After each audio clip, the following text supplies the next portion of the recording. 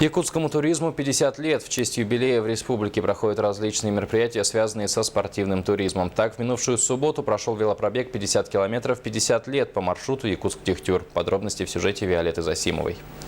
Туризм в Якутии зародился в 1965 году, когда был образован Якутский областной совет по туризму и экскурсиям.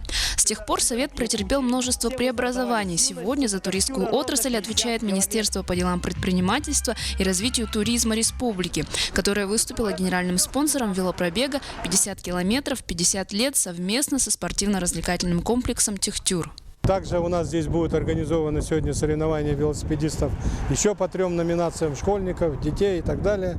Тут по пересеченной местности. И потом далее будет у нас пионерский костер огромный и дискотека молодежная. Из 16 участников первым финишировал и был признан победителем велогонки ученик 10 класса физико-технического лицея имени Ларионова из города Якутска Алексей Васильев с результатом в 56 минут. Сегодня я приехал со своим другом, наставником, не наставником, а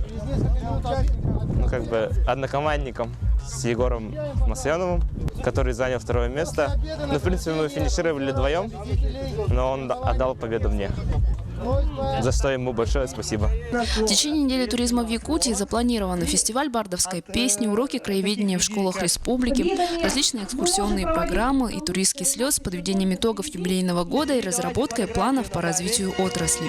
Виолетта Засимова, Федор Тарасов, НВК Саха, Хангаласский улус.